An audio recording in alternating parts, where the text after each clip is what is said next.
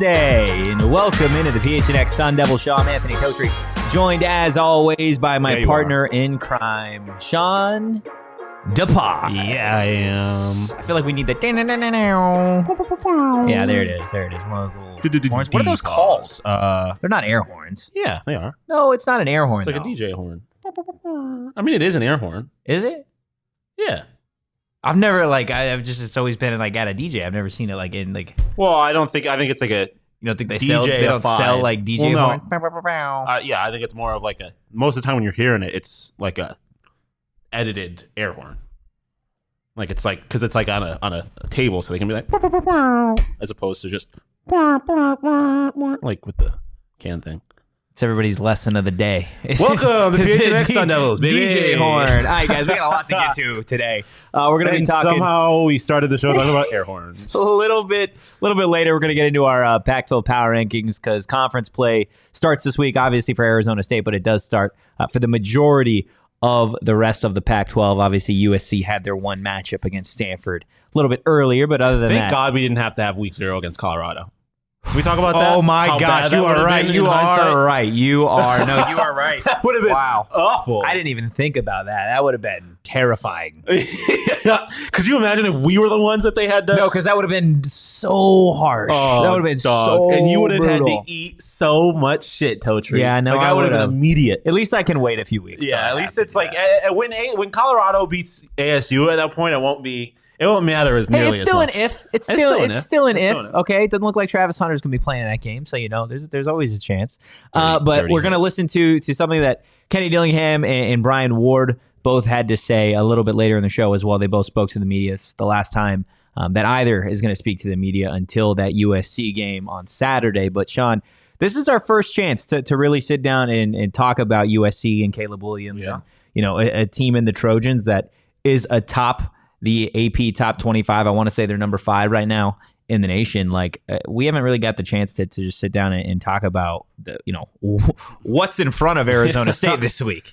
Yeah. I mean, it obviously starts, and I mean, honestly, in a lot of ways ends with one of the greatest college quarterbacks of all time. Yeah. Caleb Williams. Like that's what this team is. This team does not have a great defense. That's been the story over the last, I guess now 14, 15 games in the Lincoln Riley era at USC.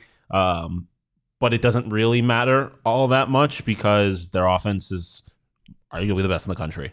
So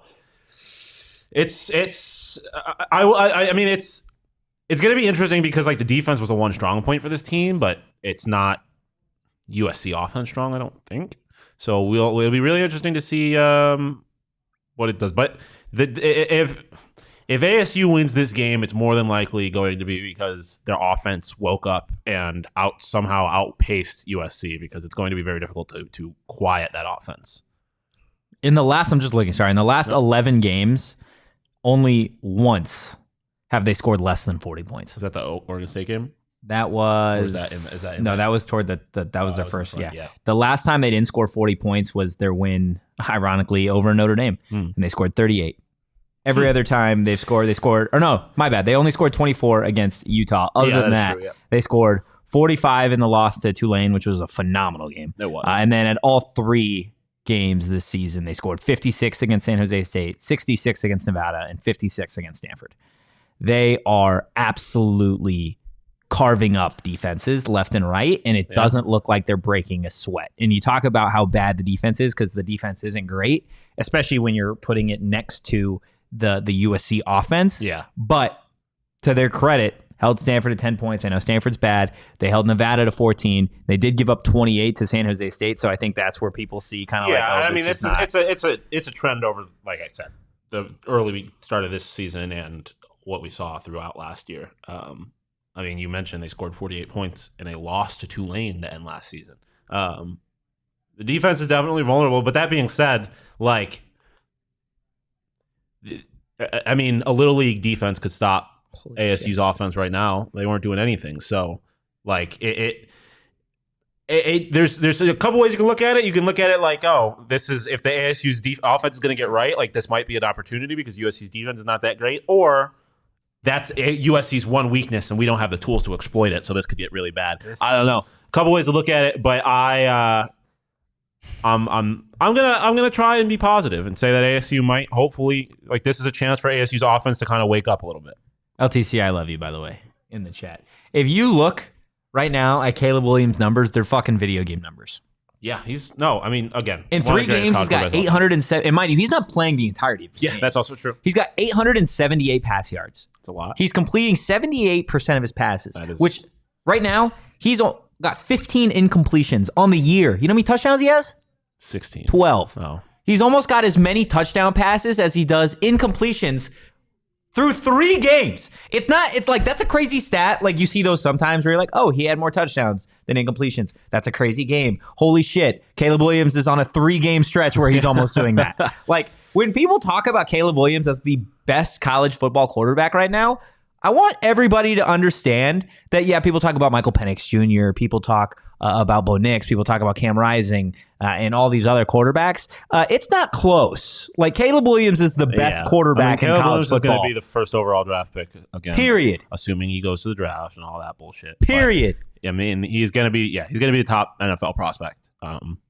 He definitely is on a different level than a lot of these other guys that are really good college quarterbacks, and that might be the extent of what they are. Caleb Williams is going to be an NFL quarterback, and he's got some of the best coaches in the country. Not to mention some of the best weapons offensively that they have also with Dorian Singer, Brendan Rice, Mario Williams, Deuce Robinson. Like, you look at their, again, this is crazy because you just look at the stats, right? And these guys have played 3 fucking games. Mm-hmm. Taj Washington, 9 catches, 233 receiving yards, 3 touchdowns. He's averaging 9 catches. Oh my. 9 catches, 233 receiving yards, and he's averaging 25 yards a catch. Their second receiver, Deuce Robinson, 8 catches, $186, a touchdown. He's averaging 23 yards a catch. Brendan Rice, 5 catches, $124, 3 touchdowns. He's averaging 24 yards a catch. Like, they have 1, 2, 3, 4, 5, 6 receivers over 100 receiving yards on the year, and only one of them has broken the 10 reception mark. That's unbelievable. You triggered Tony a little bit because you brought up Dorian Singer, and he's a U of A fan. Sorry about it. But yeah, I mean, this is, and again, like, you put the tools, you put the quarterback, and you put the fact that they have some of the great offensive-minded head coaches. Like, I know this is a joke amongst us, kind of, but the reality is that Cliff Kingsbury is a terrific college coach. Or he's great with offenses at the very least. I'm not going to say he necessarily wins games, but that's not his job now. Like, he's had success in college, and so that's just another little cherry on top for that offense, I guess. But yeah, I mean, the offense is the only reason. Like, you can give defense whatever credit you want. The offense is the reason that they're a top 5 team in the country. The offense is the reason that they are going to compete for a national championship. So it's a pretty big task for the defense, but if I mean, we have seen, right, that Utah game, Oregon State early last year. They're not. I mean, it's still college football. They're not going to be. They're going to have bad games somewhere. They're gonna struggle. Hope it's this week. I hope it's this week, and the defense does their job. The offense wakes up a little bit, and again, it's college football, man. Like, I'm not going to say that it's impossible ASU wins. Again, I don't want to make this sound like I think it's going to happen, but it's certainly not impossible. Also, their leading running back just happens to be a tank. He's only 5'9", but he's 210. His name is Marshawn Lloyd. He is averaging almost 8 yards a carry. So with all that, what are your expectations for Saturday, Shawn? I think I said on Monday a lot to a little. That's my. I mean, look, yeah, it's obviously an uphill battle. There is not any real reason, based on what we've seen through the first 3 weeks, that to assume that ASU is going to be any kind of competitive in this game.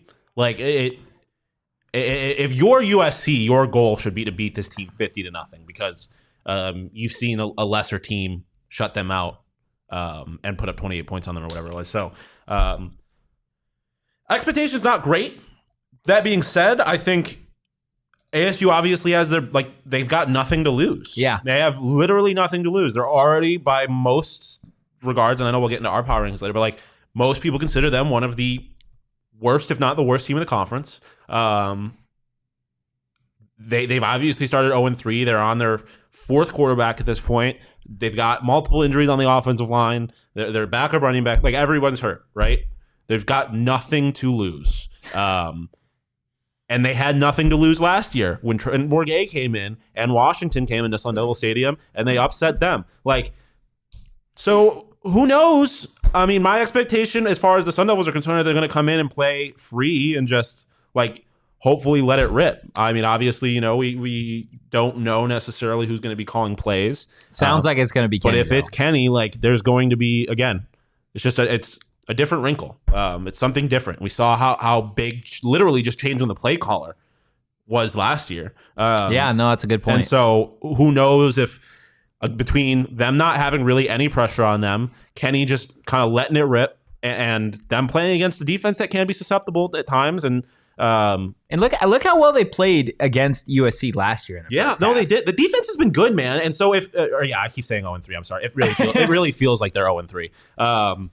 But yeah, no, I mean, they competed against USC last year for sure. And obviously this is, I don't know. I don't want to say this is a worse team than last year because I don't think that's true. It's not a worse team. But that team obviously was more established. Yeah. They had things figured out a little more. They were further along. Obviously, Emory was a more experienced quarterback. Well, no. Was Emory played in that game, right? Yes. By the way, again, I was watching the Herd this morning on Fox, and their big noon game on Saturday is, of course, is Oklahoma Cincinnati, and they had a big old picture of Emory Jones behind Colin Cowherd there. But yeah, I just think there's a lot of reasons that ASU, they've got nothing to lose. They've got really no pressure on them at this point.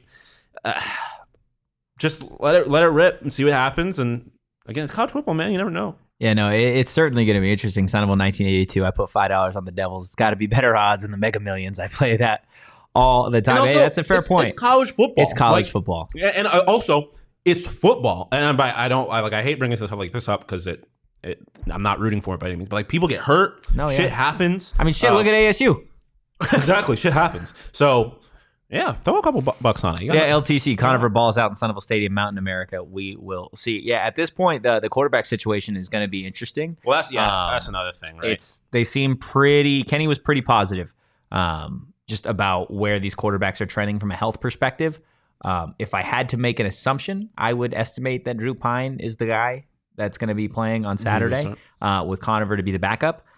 But the last time we did a show, we didn't know who was going to be calling plays, to your point.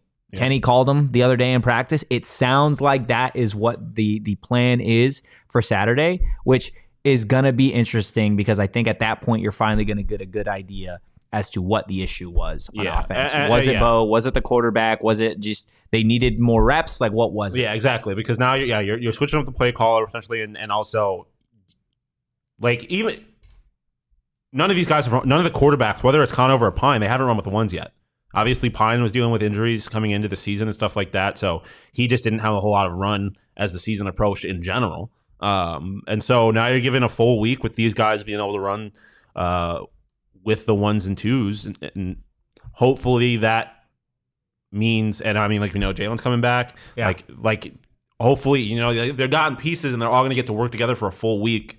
By no means do I think that's going to be the difference between them putting no points up and then dropping 50, but I think at the very least you'll get a more cohesive and if anything, marginally more effective offense. Yeah, Zach in the chat, need to get our offensive line healthy and comfortable. I think we could salvage a few wins this year. Look, it is crazy because you hear about all these injuries that the team is going through, and I remember getting to practice this morning, and like you get there and you see the injured guys, and you're just like, 1, 2, 3, 4, 5. You would start. Like, it is crazy to go out there because it looks like these guys have been through literal war. It seems like guys you don't even see playing are getting hurt. It's just like guys just. And these aren't like just like, oh, COVID. Like it's not it. Like these have legit injuries that they're dealing with, and they're like just wild. Some of them that they have to like deal with because you don't hear about college athletes getting certain kinds of injuries like this, at least pretty regularly. So it's wild. I think the offense is certainly going to be interesting, and I'm interested to see if the offense is able to get a little spark going, what that does for the defense from an energy perspective. Yeah, because the defense has been holding their weight already without any real support from the offense. So it would be awesome to see them take the field with kind of that energy of knowing the offense has their back, because they obviously haven't through the first 3 weeks. Yeah, man. They got nothing to lose. If they can come out, I would just like to see them come out hot. If they can punch USC in the mouth like first drive, then who knows, man? Because that's not something USC is necessarily used to. No, absolutely not. And so that's what you saw against San Jose State, I think, to start the season. Like they were going toe to toe, and everyone was like, "Hey, wait, what's going on now?" And eventually, obviously, USC figures their stuff out, right? They're not a super team. Like this is a team that can be beat. They lost to Tulane last year. They lost to Utah last year. Like it twice. It's college football. Anything is possible. So I think there's right. I mean, they talk about it on Cardinals, right? Or they talked about it leading up to the season, right? Obviously, this is not going to be a season where they're competing for a Super Bowl, but all you can really look for is things to be excited about, reason to get excited week from week. And that's really kind of where we're at, right? Obviously, there's a bowl ban, and the season's not going to look good. They're not winning 8 games. So you got to look for things to be excited for each week. And I think this week it really is the fuck it, we got nothing to lose mentality, combined with the fact that you got maybe a new play caller. Like, there's reason to be excited for this game. And you just want to see growth. Yeah. You just want to see this team get better. You want to see them score a touchdown. At this point, that's what growth is. We might play the fucking win music if they score a touchdown. We're going to celebrate. So who knows, man? No, it's certainly going to be interesting, and I think the ASU offense is going to have their opportunities. I'm going to get to that here in a second. But before we talk about that and get to the Kenny Dillingham and Brian Ward sound, I want to tell you guys a little bit about our friends over at OG's. Now, if you didn't know, everybody here at PHNX, we took a little field trip to a movie theater the other day. And we watched the movie, Bottoms, right? That's the name of the movie. Yep. Phenomenal movie. Like, go see the movie if you want to laugh your ass off. Yep. If you want to cry laughing and after the movie still have a great time, take some OGs. Because my goodness, I took 2 OGs at about, 2 o'clock. And I'm pretty sure I was high till this morning. Like, OGs is like, it's crazy what they do, guys. And they have the best flavors. And if you don't want to necessarily take it to the point where you're gonzo that whole day, maybe just take a microdose or take one. Like they've got something for everybody out there over at OG's. All of their flavors are Hall of Fame flavors. The orange creamsicle, watermelon, peach, literally, it all smacks. Guys, check out our friends over at OG's Brands for yourself and try one or a few of their many delicious flavors. Check them out. Across all socials at OG's Brands and online at ogsbrands.com to find them at a local dispo near you. You do got to be 21 plus. And please enjoy responsibly. And if, alcohol is more your vibe, well, we got the sponsor for you there as well. It's the best beer in the state of Arizona and the Southwest, probably in America. They don't have it everywhere yet, but we're coming. It's our friends over at Four Peaks. Like I said, the best beer in Arizona. Be sure to follow them on social at Four Peaks Brew and at Four Peaks Pub to get the latest on Arizona's premier craft brewery. Football season's here, baby.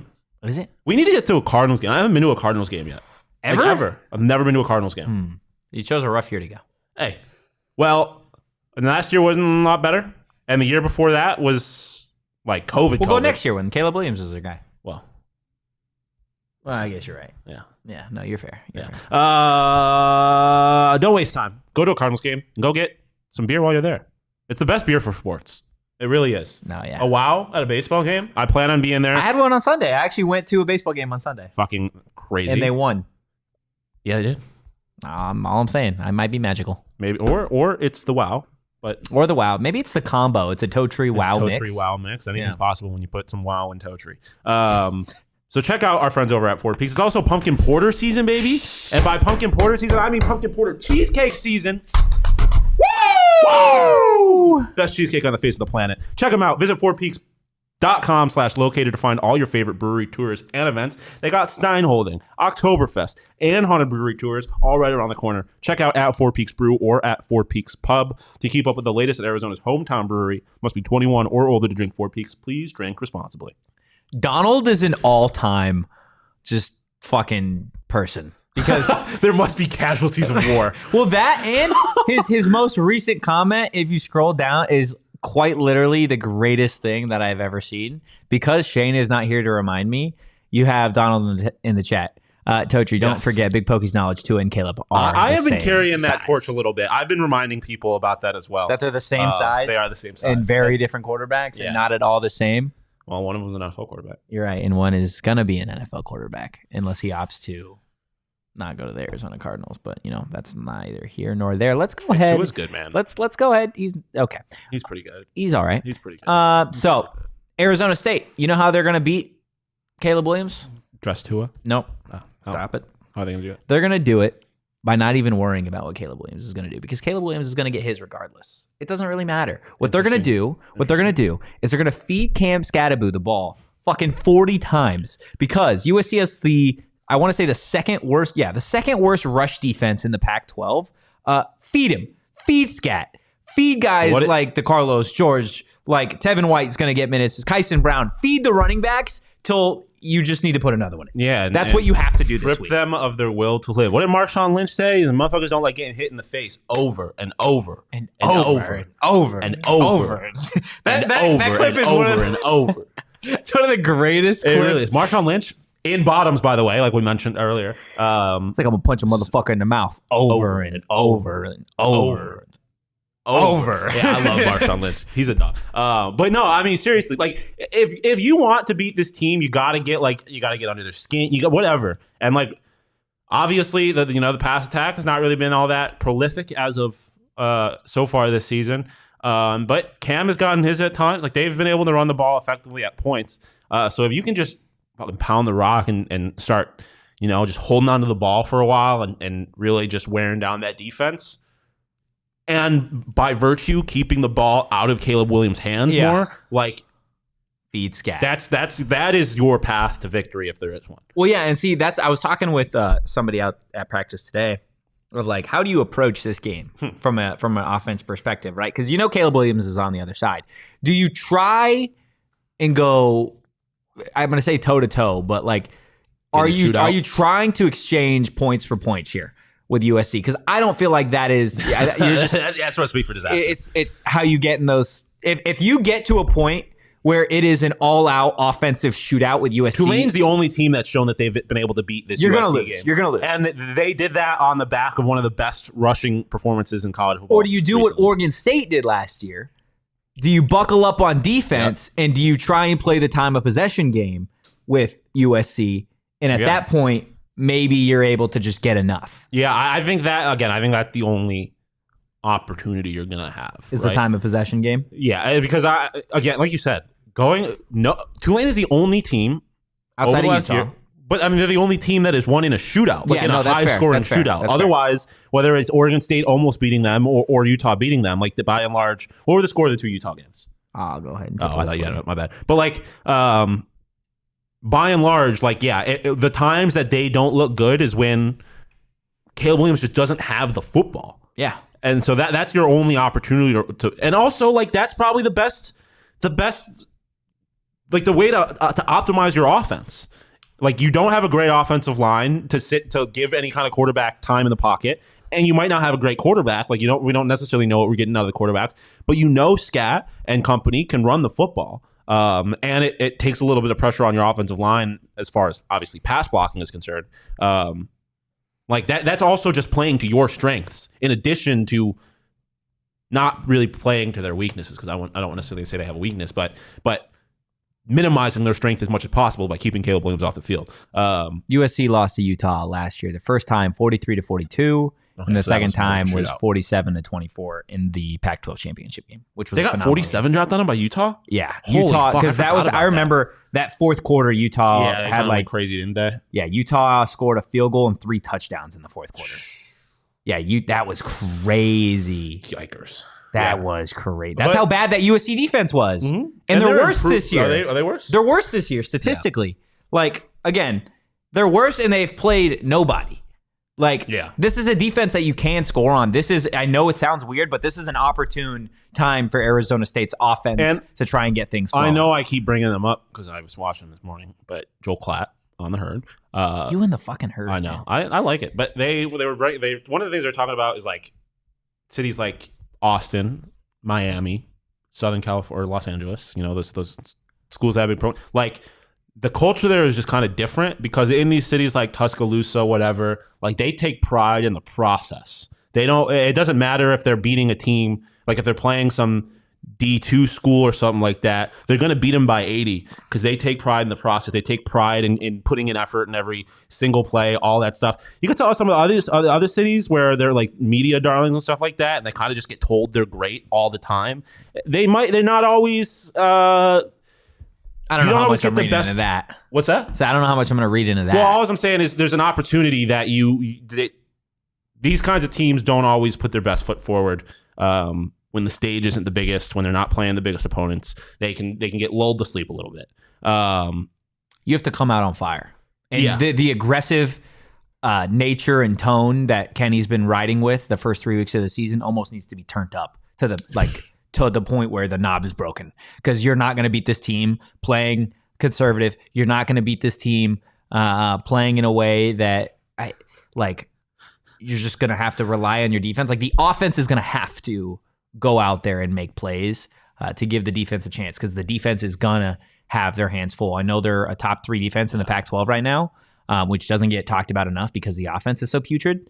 But they are going to need some fucking help. I mean, listen, I'm not going to say we're as good as what Oregon State was last year because I don't think that's true. No. But that's what Oregon State was last year, a really good defense and no offense. And it was the most competitive any team has been outside of Utah and obviously Tulane. I was just laughing at LTC's comment, by the way. Seen that hit on camera. I was in a Pac-12 championship game at Dave & Buster's. Choked on my churro. That sounds like a Shane sentence. No, yeah. Which he was at a Dave & Buster's in Ohio today.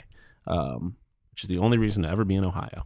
I'm definitely getting a where in the world is Shane Diefenbach map in the graphic request. That's not bad. That way we could see where Shane's at all times. Maybe log his miles too, as we go. That'd be a lot of fun. Let's go ahead and get into some of the sound that we had from media availability today. It's interesting, right? Because we sit here and we're on this for 27 minutes already talking about how there's not really a shot for Arizona State to beat USC. There are little things here or there that they could do to make this a competitive game, and you never know. It's college football at the end of the day.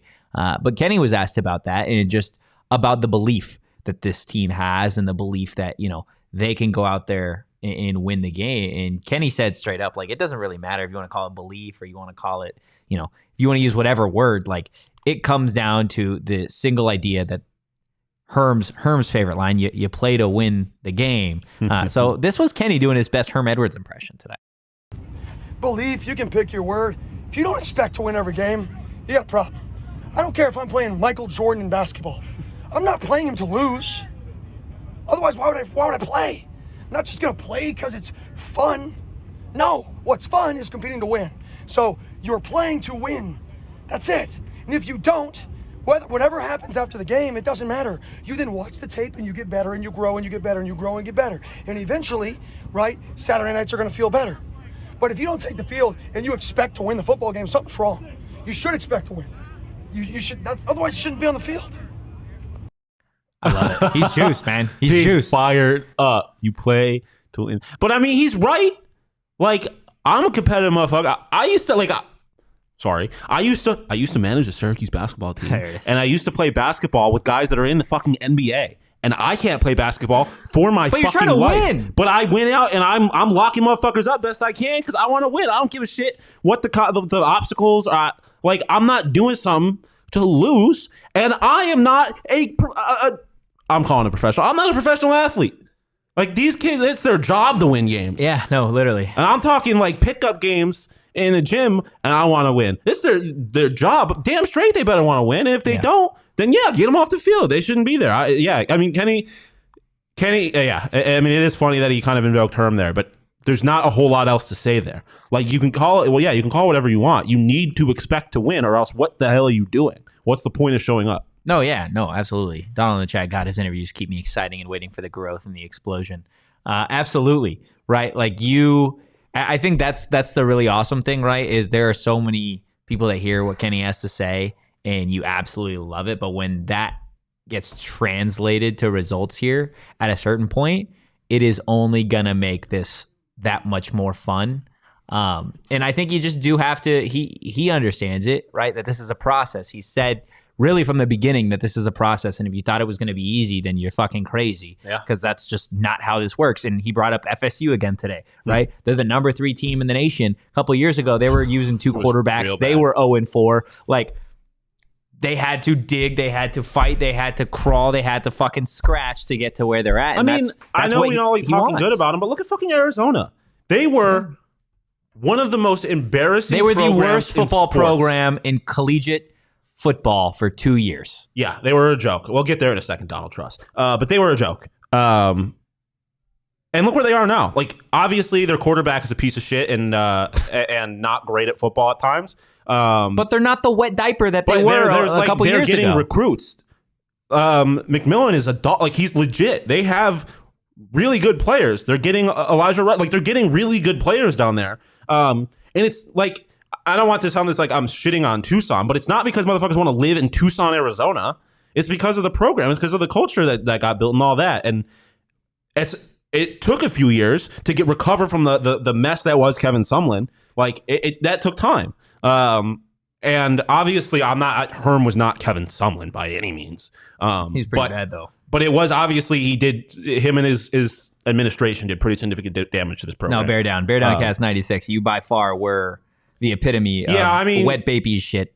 It took you Cal that had half of their roster decimated by COVID for you to finally win a game. Like, pretty sure they were out there recruiting students to go play you guys. They literally were doing that. Like, it's fine because now we're probably the worst team in the conference. Like, it's happened. Oh yeah, it's a cycle. But at one point, you guys are respectable now. At one point, you were the worst team in program. Listen, I honestly, thank you, BC Devils. Jonathan Smith's first year at Oregon State was 2-10.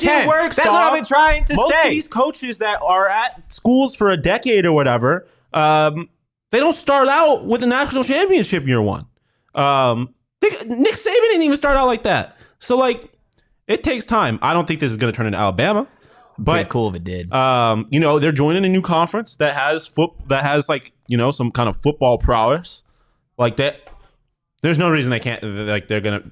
Give them time. They'll be fine. As a program, it'll be fine. You just got to give it a couple years. And again, it starts this Saturday against USC. You got to take it one game at a time, and we've talked about it. Caleb Williams is a freak. He's an absolute freak. What does Caleb Williams do right? What makes him special? Kenny said it the other day. Everything. So, how do you stop Caleb Williams, Shawn? I don't think that you do. Okay, well, you're getting better. This is what Kenny had to say. I mean, you can't. You can't. You have to limit it, right? You have to limit it. You have to, when you're there to make a play, you have to limit it. To say you're going to stop him is almost unrealistic. The goal should be to limit him. Limit the explosive plays. Don't let him get comfortable and in a rhythm, right? Don't bust and give them open people for him to get in a rhythm. But to say you're going to stop, right, Caleb Williams, that's tough to do.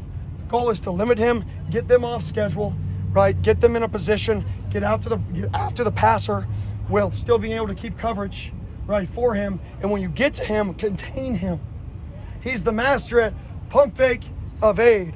He feels pressure. He waits, right? And he's like a boxer, counterpunch, right? He's elite at that. So we have to know what he's going to do before he does it. And that sounds easy, really, really hard. He's a really good football player. No, it doesn't sound easy, Kenny. He's a really good football player. Like, predicting what Caleb Williams does before he does it does not sound easy to me, personally. I mean, yeah, there's just the idea of, like, knowing what he's gonna do. No, yeah, right. Like, but yeah, I mean, he mentioned his evasiveness in the pocket. Like, they have not played an NFL caliber quarterback yet, and that's what they're going to be playing this week. Like, it's going to be a very different level of quarterback play specifically. There's a reason only a handful of quarterbacks get drafted in the first round, let alone 1-1. Yeah, and you're going to see why. It's been a while. So I think the last top-tier quarterback that Arizona State has had to play that went that early in the draft was Sam Darnold. I think was the last time. Wow, because I'm trying to think of any other, like, big quarterbacks. I mean, like, obviously Mahomes. Herbert's the last one that Arizona State had to play. And they ended up winning that game. Huh. So, like, it's unique, it's weird, it's crazy, it's college football, but Kenny said it, and I think he hit the nail on the head there. Like, you can't stop Caleb Williams. No. Anybody asking you how you can game, at least at the college level, how you can stop Caleb Williams, the answer is you can't. There's nothing. Because if there's a way to stop Caleb Williams 14 teams have failed over the last year and change. Yeah, so, you could contain him. You could try and contain him, slowing right? down a little bit, and maybe, even slowing down usually means this team puts up 30 points at a minimum. Exactly. So like you're gonna have that's why we say like the offense is gonna have to do something, because if ASU's defense plays its absolute guts and heart out, which I expect it to do, then that means Caleb Williams and USC is gonna score 30-ish points, 35 points. Okay, can ASU's offense put up 36? That's the question, right? That's what you can do. And then there's the questions of the quarterback and the questions of the offensive line. Can they even field that many offensive linemen, right? Like it's certainly going to be an interesting part, but a big way to help ASU really, I guess, gain some ground in this game and really make it competitive is they're going to have to give the offense not only their normal opportunities, but they're going to have to give them extra opportunities. Yeah. You're going to need that defense to go out there and force some turnovers, whether that be fumbles, interceptions, special teams. It doesn't matter. Arizona State's defense is going to need to do something they haven't been able to do all season long, and that is force turnovers. So the big question is, why haven't they been able to force turnovers? This is what Brian Ward had to say. I mean, one, they're really well-coached offenses, and when you have just disciplined programs that, have established cultures. I mean, you look at Southern Utah; they're in their second year. They knew who they were playing. They played it close to the best. They didn't want to lose the game on offense because they were playing situational and they were managing the game. And Mike Gundy's been at Oklahoma State, and that culture he has on offense has been set there for 20 years, 19 years. So and then. That's a group that's not going to turn over the ball. Jeff Tedford, has been doing it, for 50 years or however long he's been doing it. You know what I mean? And so, I mean, the culture on those, on those offenses is they're not going to try to do anything out of the ordinary. And their quarterbacks really responded to that. They're not forcing turnovers, not doing anything for them to lose the game. So I think it's credit to the quarterback coaches because we hit the quarterback in all 3 games. USC, they're more of a dynamic offense, and this quarterback is more of a creator. So, he's obviously as good as he is, and we're going to continue to try to affect the quarterback in everything we do. So if we can affect that guy, eventually the ball is going to start bouncing our way. So we practice it every week, and it's something that comes in bunches, and we hope that this week will be the start of it. I mean, obviously not a great week to be looking for your first turnover, right? But I mean, at the end of the day, like turnover luck is a thing. Like I talked about it before the show. Like at some point, BJ or someone is going to get up and tip a ball, and it's going to get deflected into Tate Romney's hands or something like that. Or at some point, Jalen Clark or Jordan Clark is going to make a play. Like Rowe's big as hell. He's going to make a play at some point. You saw them sending him off the edge. At some point, he's going to catch a quarterback off guard, and one of those hits is going to pry the ball loose. Like at some point, something is going to, like Coach Ward said there, something's going to bounce their way. But at a certain point, you do have to force the issue. So I would like to see them continue some of the aggressiveness that we saw last week with like sending Rowe off the edge and stuff like that. Like I really like that, and I feel like you're going to have to be aggressive if you want to make this offense any kind of uncomfortable because, I mean, just playing normal defense or whatever they're going to pick you apart. Do you know at what point last season Caleb Williams threw his first interception of the year? Week 5. He threw it week 5. Hell yeah. You know who it was against? Arizona State. The Arizona State Sun Devils. In that, I believe it was in the first half. I forget which defensive back had an interception in the red zone against Caleb Williams. I remember that. Yeah. And that was like, you're like, everyone, because the whole big thing was like, Caleb Williams hasn't turned the ball over yet this season, and it was against Arizona State. And everyone's like, that was ASU played a hell of a half. Everyone was like, wait a second, is Arizona State going to go? And then Caleb Williams proceeded to throw for 348 passing yards and 3 touchdowns, and they ended up beating ASU. But at the end of the day, you're going to need to create those extra opportunities. Yeah. Otherwise, Arizona State is not going to stand a chance against a team that has just fireworks on offense. And again, at a certain point, I think in the Dillingham era, we're going to get to a point where you go into this game and it's like, hey, it's going to be a dogfight. It's going to be a game. But until, you see those results consistently, I think that is just what the idea and mentality is going to be from an outside perspective. Now, inside the locker room, obviously the goal and the mentality is we're going to go out there and we're going to win, right? Mm-hmm. We're still at home. You're at home. Like, and I know Dion was the one that said it at Colorado. Like, you're not going to just let somebody come into your fucking house and beat your ass. Like, that's not what ASU's mentality is. Like, they want to defend Sun Devil Stadium regardless of the amount of people that show up, regardless of, if they're ASU fans or USC fans. Like, there is something important about that. Yeah, and I would argue that even though they got embarrassed last week, they didn't get their ass kicked necessarily. Like the other team's offense. Well, yeah, ASU's offense got their ass kicked by themselves. Like, they kicked their own ass, I think. But like, it's not like we beat ourselves up. Obviously, it's hard to say they didn't get their ass kicked when they got shut out. But like, what I'm saying is, as we've talked about, it could have been way worse. The defense kept them in the game for a lot of it. Like, they didn't get dominated. It's time for the offense to help. The offense needs to do their job, obviously, right? So, yeah, man.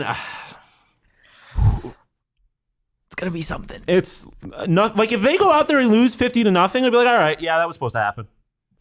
Anything else? Like, I want to see growth. House money. That's what I want to see. Fuck the 50-0. Pardon my language for the moron that was in the chat the other day. But yeah, like, you just want to see this team be competitive. You want to see them grow from game to game. And at least competitive at some point. This is an opportunity to go out there and make it competitive, to show to fans, hey, I know USC is top 5, top 10 in the country. It doesn't matter. This is what we're building. And I know it's not perfect yet, but we're going to get there. Yeah. This is the game that you do that. I know ASU is still in the early process of that with Dillingham, but there is a place out in Tempe that has got it perfected like a damn machine, and that's Burrito Express. True. They're number 1 in the country. USC is number 5. They got their own Caleb Williams. You want to let everybody know what his name is? Caleb Williams? No. Over at Burrito Express. Angel? Their own, yeah. Yeah. He's the Caleb Williams at Burrito Express. Guys, I had Burrito Express literally this morning. As did I. Phenomenal. Mm-hmm. They don't miss with their ever. burritos. They have locations all over the valley, not to mention some NIL deals with some Arizona State athletes as well. So anytime you go to Burrito Express, you're supporting Arizona State athletes as well. So check them out and give them a follow on social media at Burrito EXP. EXP. Also, I have said this many times. You have. One of my favorite things to do when talking about USC games is betting on the other team to cover because their defense is dog shit. And if I'm going to do that, I am going to do that. Despite what ASU's offense has looked like, I am going to bet on ASU to cover. What is it, 32.5 or something like that? I think so, yeah. And I'm going to do it on BetMGM, of course. And we have one hell of an offer for you right now. Ready for this? Yeah, I'm ready. For this? Place your first BetMGM Sportsbook wager through BetMGM Sportsbook mobile app of at least $10, and you will receive 200 buckaroos instantly in additional winnings, regardless of your wager's outcome. You can get this offer in 4 easy steps. Download the app on iOS or Android. Visit BetMGM.com and sign up with the code PHNX. Deposit $10 into your newly created account and place a wager in the amount of at least $10 at standard odds price. Once you've placed the qualifying bet, you'll receive $200 in bonus bets, regardless of the outcome of a wager. So sign up for BetMGM. Use that code PHNX. Place your wager. And you'll receive those $200 instantly in additional winnings, regardless of your wager's outcome. Check out the full show notes for details. And now, listen to Shano talk about the disclaimer. Gambling problem? Call 1-800-GAMBLER. Colorado, D.C., Illinois, Indiana, Kansas, Louisiana, Maryland, Mississippi, New Jersey, Nevada, Ohio, Pennsylvania, Tennessee, Virginia, West Virginia, Wyoming. Call 877-8-HOPE-NY or text HOPE-NY 467-369 New York. Call 1-800-327-5050 Massachusetts. 21 plus to wager. Please gamble responsibly. Call 1-800-NEXT-STEP Arizona. 1-800-BETS-OFF Iowa. 1-800-270-7117 for confidential help Michigan. 1-800-981-0023 Puerto Rico in partnership with Kansas Crossing Casino and Hotel. Visit BetMGM.com for terms and conditions. U.S. promotional offers not available in D.C., New York, or Ontario. Ontario. Let's go ahead and take a look at our Pac-12 power rankings this week. Shawn, a lot has kind of happened in the Pac, not necessarily a whole lot of movement. Conference play for the majority of everybody starts this week, including Arizona State. Let's go ahead and take a look at your Pac-12 power rankings this week. And see what you got. Only movement is a bad one. Arizona State moves down to 11 from where I had them last week at 10. Cal moves up to 11. Cal. Otherwise, I got USC, Washington, Oregon, Oregon State, Utah, Colorado, Wazoo, UCLA, Arizona, and then 1 through 9 spots, and of course Stanford's still at 12. We'll see if Arizona State keeps them can keep themselves out of that 12th spot. You know what sucks? What's that? Is that Arizona State's 11, but they're so much more talented than they are where they're at on this. But yeah, I mean, at a certain point, you gotta the talent actually has to be talented. No, they got to utilize their talent. They're talented. Yeah, ASU's they talented. utilize their talent. They got to go do it. They got to put it together. No, you're absolutely right. But yeah, I mean, there's a lot of really good teams in this conference, man. I believe 7 of ASU's 9 opponents are ranked. And there's every team but Arizona, Cal, and Arizona State is ranked. Yeah, in the conference. Stanford. Did you say Stanford? And Stanford. Yeah, but there's they like Donald said, there are huge Pac-12 games this week. The biggest one for me is Oregon State, Washington State, and Pullman. Battle for the Pac-2.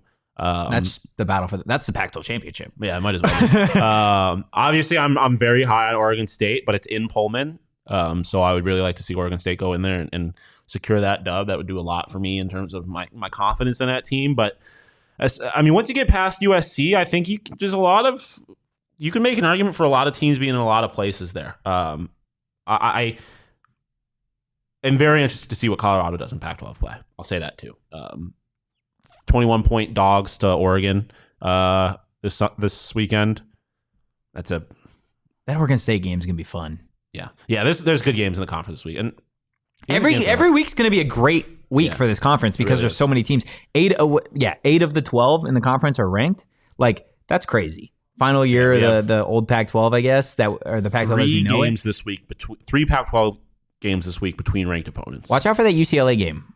Watch out for that Utah. UCLA I'm game. not too sure about Utah yet. You got number 22 UCLA at number 11 Utah. Playing in Utah is obviously never easy. And then this is Deion's. I mean, obviously Colorado State last week was a test, but I mean, Deion's got to take this Buffs team up into Eugene without their best player, without their at least their most. Also, can we talk about why does he wear these feety pajamas on stream? Have you seen that? No. Yeah, he's out here wearing like giraffe feety pajamas doing streams. Listen, I feel like the Colorado guys have gotten a little bit of a bad rap. I think Travis Hunter is just kind of like a weird, quiet kid. You ever see that video of fuck? Oh no, never mind. I'm thinking of somebody else. But he's just out here rocking fucking giraffe feety pajamas on stream, you saw dog. Like at Pac-12 Media Day, like Shedeur was kind of like bullying him. Like he was just like messing with him the whole time and stuff like that. Like he seems like kind of just like a nice, quiet dude at times. But obviously, when you're with Deion and all that, you're gonna get. Dog, he's a goon. Dog, what the hell are we doing? He's such a goon. But that's a huge, huge challenge for Deion and company. If they can if they can even compete in that game, it'll be really interesting. But Jacob, can I send this to you and is it possible to get it up there just so we can show at a certain point? Is that a possibility? Just send the screenshot. We don't need the whole video. Oh yeah, no, I'm gonna save the image. I just want everybody to see. Oh, it is just a picture. Yeah. Actually, you know what I'm going to have to do? If Colorado wins the conference, you know how I said I'll do a clown costume thing? Do a show on that. I'm just going to do an entire week of fits based off of what some of these Colorado things have like gone on. Yeah. What Colorado has done so far throughout the season. Donald's trying to send me to Colorado or to DNVR with all the CU love. I'm not trying to give them all the kind of love. I still don't know what the team is, all that, but cringe. That's what the team is. Well, yeah, but I just hate that I've been forced to hate Deion. He did it on his own. No. Yes, he did. I mean, he did. But also, like, Deion in Colorado was a big cultural moment right now, and I feel like I'm missing out on it because I got to be a hater. And it kind of sucks. I mean, you do you. You do what you got. That's just, I want everybody to see this, and I will. Again, I'll add this. I'll have the chat. There will be a full schedule if Colorado wins the Pac-12 championship in the conference, a full schedule for everybody to pick on what days you want me to wear these things. Again, I told you at one time I'll wear a clown costume in honor of just my takes for Colorado. Being a fucking clown. But I will absolutely, wholeheartedly go out of my way and order what you're about to see on the screen, and I will wear it on a show for a day. Can you imagine showing up to the office in what we're about to show people? Like imagine me walking, because from the parking garage where I have to park, That's what I was gonna say. Like, it's being in the studio. This is Travis. This is hilarious. First off, I will wear that. Yeah. The funny part would be your walk from the car past DJ down in the office, or down in the lobby, up the elevator, past some of the people who have like real jobs in this building. People are walking in with like suits and stuff. They got real tough days. I'm over here in a giraffe. They got to go sell onesie. Insurance and shit. And Totri's in here in a onesie to talk about football. Dude, I just can't. I can't believe it. Can you imagine? Like, This is one of the top players in college sports, right? Yeah. Okay. Imagine like Charles Woodson wearing a giraffe onesie in like the late 90s, early 2000s.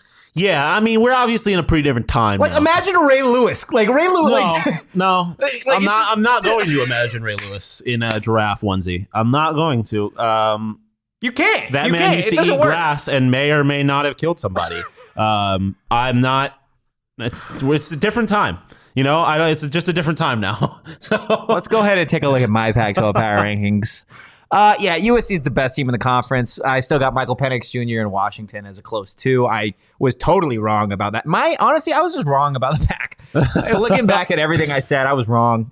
Skip to number 8. Washington's 2, Oregon 3, Oregon State 4, Utah 5. They move up a spot. Yeah, because Colorado was in a tough game. Yeah, Colorado I already State. had Colorado below Utah. Wazoo at 7. UCLA. Apologize. I don't want to because I don't like Chip Kelly. Apologize. I'm going to apologize for saying that I thought you were going to lose. Who'd they play last week? They played North Carolina Central. And I said they were going to lose that game. They won 59-7. Yeah, it wasn't even close. Hater. Yeah, no, it was tough. I am a hater. No, I am a hater. I feel like that has got misconstrued. Yeah, like you think he's not it. As like oh no, like I'm hating. We're not but I'm not hating. I'm a hater. Yeah. I'd like to hate. It is fun. It's yeah. Too much love is bad for you. If you say it with me, if you hate on me being a hater, that makes you a hater. Like I don't know what you want. I love that logic. That's how it goes. So either put up or shut up. UCLA put up this week. I've got Arizona at 9, Cal at 10, Arizona State at 11.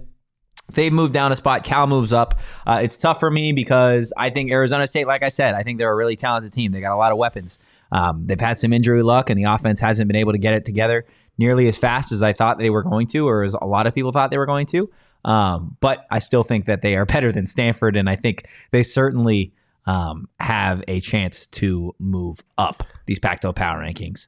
It's going to be interesting with conference play. You never know what can happen. Arizona State, still the last team to beat the Washington Huskies. And then I do have Stanford at 12 because everybody say it with me, fuck the Stanford tree. Fuck the Stanford tree. Yeah, also no disrespect to NCCU as an institution. But they are not a Power 5 football program. So Totri picking NCCU. I had faith. I have blind faith. I have a lot of blind faith at times. A real ally. Yeah, that's what I'm doing. That's what I'm doing. It's tough. And that's why he picked NCCU. I want to make sure you apologize to UCLA, right? Yeah, thanks, Shawn. Did you? I apologize. I am sorry, UCLA Bruins. That do it for you? Just want to check.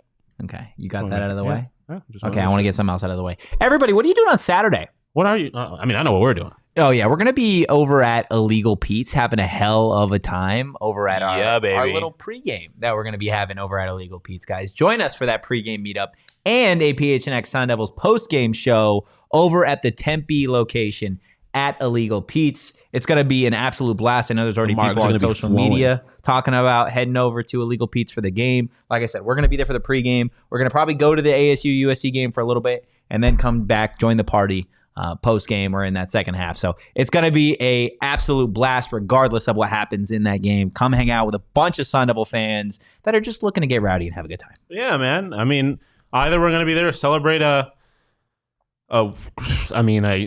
world shocking win, or we will be there to the celebration will go crazy. Dude, I'll say that you'll want to be there if they somehow manage to pull this shit off. That's for damn sure. And if they don't, Illegal Pete's is the strongest margaritas in Arizona. So we'll drink and drown our sorrows a little bit. Oh, absolutely. It's going to be an absolute blast over at Illegal Pete's, guys. So make sure you get out there. Again, that is going to be this Saturday. So definitely stay locked in on social media for more updates on that.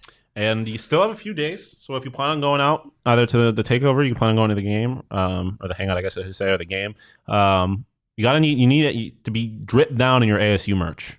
And I mean, if we're getting merch, we're getting it from one place, and it's our good friends over at FOCO, because they are a leading manufacturer of sports and entertainment merchandise. They got clothes, little accessories. They got toys for the kids. They got something for everybody. So make sure you check them out. FOCO always has our back on Arizona sports, and they have yours too. So get the best gear around by visiting www.foco.com and using code PHNX for all non-presale items. Use the promo code PHNX for 10% off. Bang! bang, bang, Totri from way downtown. He just shot the water bottle into the trash can. But shout out, Foco. I really hit my veins on that one. I suck. You could have totally lied too. Yeah, I really could have, but I'm not a fraud. You gotta talk about it briefly because Donald keeps bringing it up, and I'm hyped. Corbin Carroll is the GOAT. The GOAT. The D-backs are a wagon. Corbin Carroll, 25-50. He's a dog. And we're an absolute wagon, winning 7-0 or 7-1. Excuse me. Eat your heart out, Giants. You're dead. We killed the Giants. Wow, that's crazy. We slayed the Giants. Congratulations. It's kind of ironic too, since the thumbnail is Devils versus Lions. Exactly. Look, guys, that is going to do it for our show today. We will be back on. Holy shit! Tomorrow's Thursday already. Wow. Yeah, it's funny because you said yesterday you're like, not doing work on a Tuesday is really gonna fuck my day up. Yeah, I feel like it kind of did the opposite. It really just like boom, it's Wednesday. Yeah, it's kind of fast forwarded the week a little bit. Yeah, no, that's crazy, guys. We will be back, and we're gonna have more USC ASU talk. Hopefully, gonna be hearing from a USC reporter just to kind of get on the perspective of Caleb Williams, USC, and how they view Arizona State. So definitely stay locked in for that. Leave us a like, guys. Bobby Hurley, he asks you so nicely every single day just to leave him just one little like. And I don't know if we can get it up, but we're going to be doing this. This is there we go. That's what Bobby Hurley's doing. He's just begging, he's pleading. Wow. Super Trojan. That's crazy. Yeah, no. On that note, guys, give us a follow over at PHNX_Sun Devils. You can follow me at Anthony_Totri. You can follow Shawn here over at Shawn_DePaz. Fighting on as always, I guess, Super Trojan. That's just for you. That's crazy. We'll just see you kidding. Guys. Forks up, baby. Yeah, there it is. We will see you guys Thursday. But for now, peace.